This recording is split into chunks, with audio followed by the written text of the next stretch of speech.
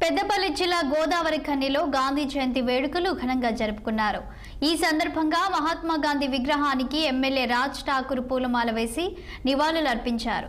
గాంధీజీ అహింసా నినాదంతో అఖండ భారతదేశానికి స్వాతంత్ర్యం తెచ్చిన మహనీయుడని ఎమ్మెల్యే కొనియాడారు. అంటరానితనాన్ని రూపుమాపి నవభారత నిర్మాణం కోసం కలలుగన్న స్వాప్నికుడని పేర్కొన్నారు. పల్లెలు దేశానికి పట్టుకొమ్మలని, అవి అభివృద్ధి చెందినప్పుడే దేశం అభివృద్ధి చెందినట్లని, గాంధీ చూపిన మార్గంలో యువత ఉన్నత శిఖరాలను అధిరోహించాలని ఎమ్మెల్యే ఆకాంక్షించారు.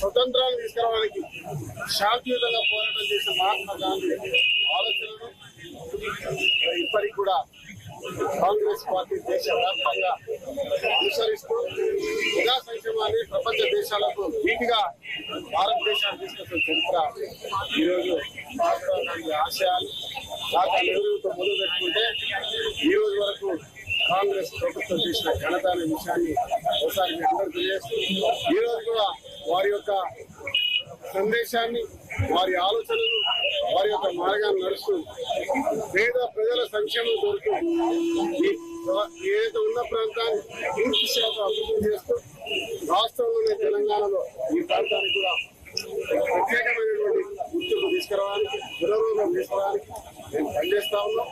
ఈరోజు నిన్న ముందు 10 సంవత్సరాలు రాష్ట్రంలో ఒక నిరంకుశ పరిపాలన నడిచింది.